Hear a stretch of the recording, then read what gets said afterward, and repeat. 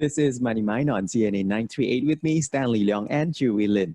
Welcome to our second of a three-part series with Sylvia Fernandes. Sylvia is a qualified neuro-linguistic programming master trainer or NLP master trainer who's founder of Via Frontiers. And Sylvia's specialization covers consulting, training, coaching, and facilitation. Now, last week, we spoke with Sylvia about how you can personally ready yourself for the new normal. And today, our discussion will lean towards those who are corporate leaders. That's right. Sylvia has tips on how to keep staff performance up and your members engaged in these times where remote working is pretty much a standard practice for many organizations. Sylvia, we hope you had a wonderful weekend and that it wasn't too exhausting, because after polling day, you also had to conduct a program on Saturday about getting ready for the new normal. Sylvia, how did it go? And trust you're keeping okay. That's exactly right, Stan. It's really nice to be back. Yes, we did start the inaugural, getting ready for the new normal program. And some feedback. Lorraine from Singapore said that she had learned a lot and very useful NLP tools. And because she's a new manager, she was also looking at the structure of how I was engaging the class. And she found that there were a lot of little tools she could take away for her virtual meetings with her team, when she engages them. So that was one. Daryl from the UK said, he really enjoyed the NLP tools as well. But one thing he didn't get or didn't count on was the fact that other participants would be sharing as well. And so he learned a lot from them. Yeah, so James took away this one thing that was so powerful for him, he said, which is leverage. And I focus on leveraging, your time, leveraging yourself, your talents, which is, doing small things, making small changes for big impact. So those were, just some of the highlights of, our inaugural program. Now, just hearing your experience out, the fact that you're now able to also go online and conduct training programs means that your business model has also changed drastically from having to have a kind of a local, classroom setting here in Singapore. You're now going online, and the people that you're able to serve are from different parts of the world as well. So I think that is also quite a huge, evolution, I suppose, for a lot of businesses like yourself. Exactly right. In fact, Stan, I used to travel a lot. So I would, pack my bag and off I go. And, so that's the main difference. I can actually sit at home and, bring people in. So it's absolutely stunning. It's wonderful. So I spent the COVID time, 3 months of circuit breaker, reinventing and transferring all my assets, to the online space, which is now happening. Very excited. Right. And Sylvia, today you have a word for leaders who are tuned in. What are some of the new challenges brought upon leaders by the COVID-19 pandemic? Lynn, it's not an easy time. I mean, to be steering, the ship through tough decisions and retrenchment, reskilling, upskilling, strategizing for choppy, uncertain waters. It's probably the toughest time to be a leader. So I've got some tips which I'm going to share with you today, because I know leaders are sort of grappling and wondering what to do, going forward. And talking about leaders as well, I mean, leaders are human too, but these times and the challenges that are being brought to the organization, whether it be affecting operations or team dynamics, I mean, that is totally unprecedented. Would you recommend that it's actually okay for leaders to remove those defenses, the walls that they put up, just because they are leaders, and to really take it upon themselves to say, it's okay to let my guard down, that I don't have to always pretend like I'm on top of everything and with all the answers? Such a good point, Stan, because, I believe that at the end of the day, sincerity is the thing that will come across. And if you really come from the heart, a leader will be actually far more respected and popular at this time, because people know that, this is not something that anyone's experienced. It's their first time too. Yeah, so we never had any rehearsals for this. No, exactly. So I think being honest and just totally upfront and humble, that, hey, okay, we've never done this before. It hasn't happened. It's a new challenge.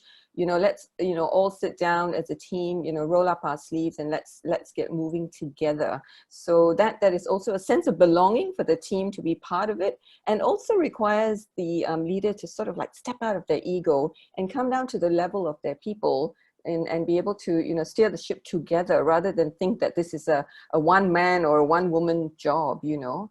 And I think also in this time, empathy is a big one. You know, we can't run away from it anymore.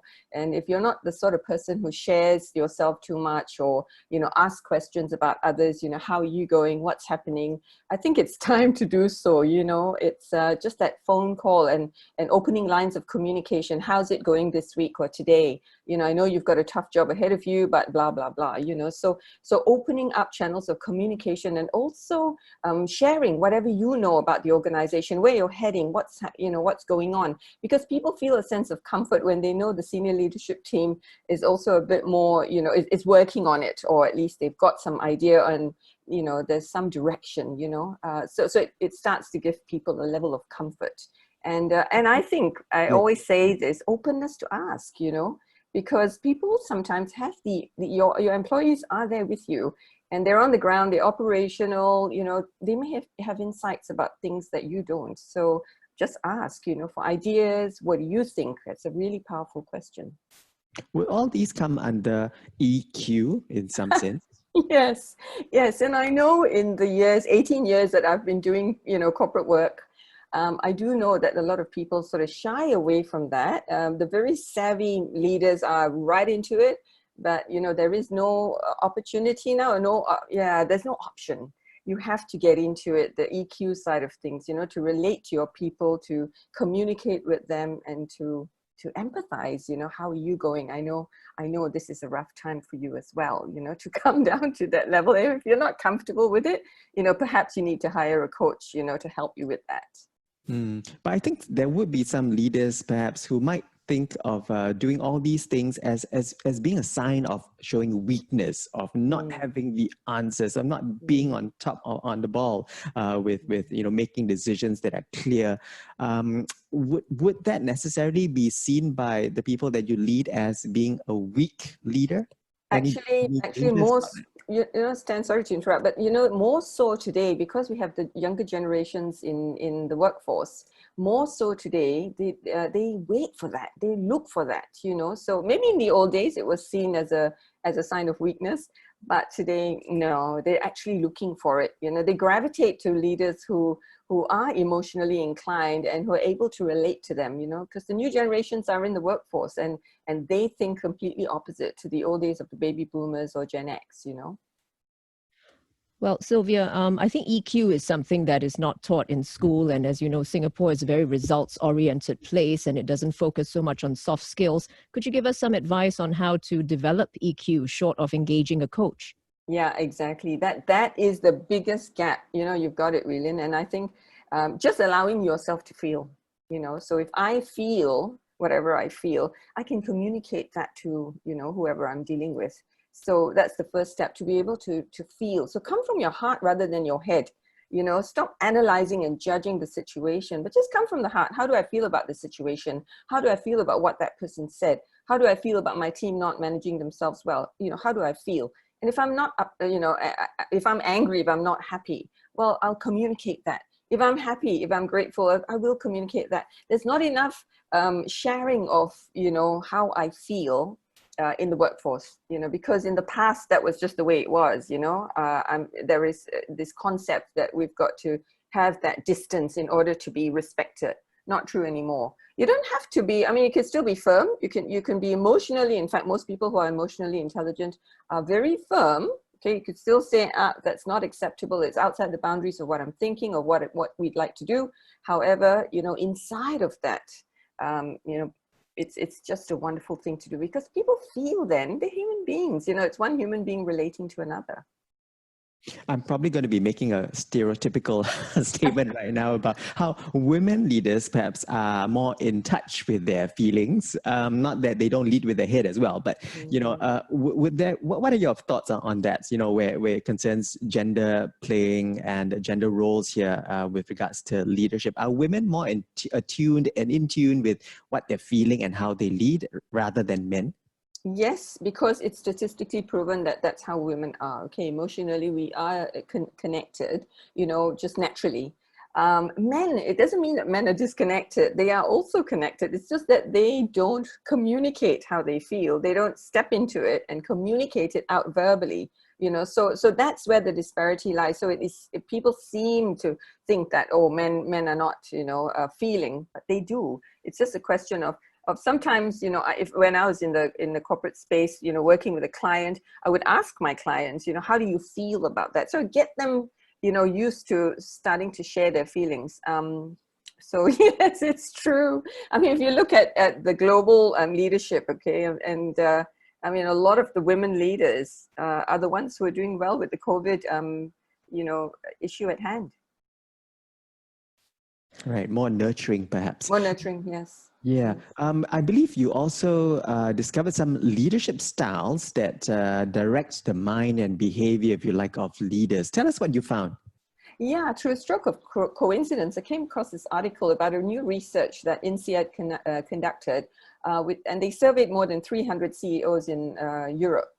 And there were 3 styles of leadership that people, identified with. The first one, where more than 60 people labeled themselves as edgy. Edgy meaning, feeling high levels of stress and anxiety, struggling with staying energized and motivated. I mean, that's pretty scary. It's more than 60%. The next group of people, 30%, class themselves as tough.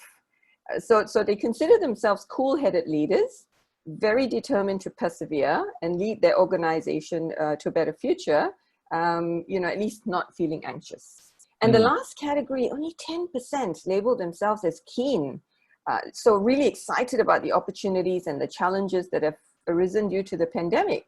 And that's a scary number. It's just 10% of leaders who feel, that they're keen, like they wear a hat of an adventurer and, like, let's go, let's take the challenge on and get the bull by the horns, But that's only a mere 10%. So I was thinking when I read the article that the people in the 60%, especially if you're in a senior leadership, capacity, and you're feeling that way, your first step is to get rid of your anxiety. I mean, anxiety and stress don't help because, you're not clear in your mind. Your decisions then can't be good decisions. It's hard to take decisions. So yeah, that's the migration that they need to do down to the last group of people, to the keen adventurers, Yeah, well, I wonder if INSEAD also did a survey with the CEOs here in Singapore and the Asia Pacific. That would be interesting to find out too, huh? Absolutely. There could be a completely different profile. This is Money Mind on CNA 938, and we're speaking with Sylvia Fernandes, a qualified neuro-linguistic programming master trainer who's the founder of VIA Frontiers, and we're discussing leadership today. Now, Sylvia, let's get some advice from you on how leaders and managers can effectively manage people remotely. Yeah, that's a big one and a new one for most people, because in the past they thought, there was this thinking that if you work from home, you were not productive. But some of my students, actually participants on Saturday, actually said the opposite. They found that their organizations did, profile studies and found that their people were far more productive than, when in the past. So the first thing I would say is focusing on improving productivity rather than micromanaging, which is what was happening in the past, and that requires some level of trust, for people to just amp up that trust so that I know if I've assigned you a job, you're going to get it done within that time frame. And I'm going to leave you to it. If you have any issues, come back to me. I may ask you for progress in between, but that's it. Just off you go and get that done. So outcome driven rather than how much time did you spend on that, and communication, the power of listening, communicating. So making sure that you have that contact on a daily, weekly, basis to find out, and that contact can be not just email, not just text messages, that power of that personal touch, to hear someone's voice, that phone call makes such a difference. That my boss is calling, my team manager is calling to find out how I am and what's going on. And so your power of listening is something else. They may be telling you something, but the tonality they use could be, changing, and you want to find out what's happening there. Are they anxious? Is there a problem that they need to talk to you about? And another thing that a lot of leaders and senior leaders don't get is the fact that everyone's reinforced differently. So, some people are reinforced by working at home. I love working from home, but some people don't. because there may be distractions, disruptions. So they prefer to work at, in the office. So maybe asking people what would they prefer, and doing a little combo there, as to see how you can give them what they want, because when they are reinforced, and it's a kind of reward that you're giving them, and we all know that we want to reward the behavior that we want. And so in rewarding people, when they're happy and satisfied, guess what? They work smarter, they work faster, they work, so you get the impact of all of that. So that's one big aspect about the productivity. Yeah, so you're really telling our leaders to check in with your staff. I think that's really the basis of it all, because working remotely can be a whole new different experience from working, back in the office like the old days. And just that phone call, just that email actually can be a point of motivation as well for the staff. Totally. And also encouraging a mindfulness practice, because mindfulness, just even if you sit quiet for 10 minutes, it promotes clarity of mind, gives them a sense of calm, a sense of peace. So a little bit of these kinds of things, if it's infused into their schedule for the day, that makes a huge difference, And of course, if they have the budgets, hire coaches to give them tools. Well, for our listeners, if you'd like to find out more about what Sylvia's programs are and when the next sessions might be, you can always visit her website, and that's www.viafrontiers, spelled VIA, frontiers.com. And also, I believe it's today, Sylvia, that you're launching an Instagram account. So congratulations on that. And that'll be the brand new NLP community account at nlp.community. Sylvia, thank you so much for speaking with us today, and we look forward to next Monday session again with you. Sylvia Fernandes is a qualified NLP master trainer, founder of Via Frontiers.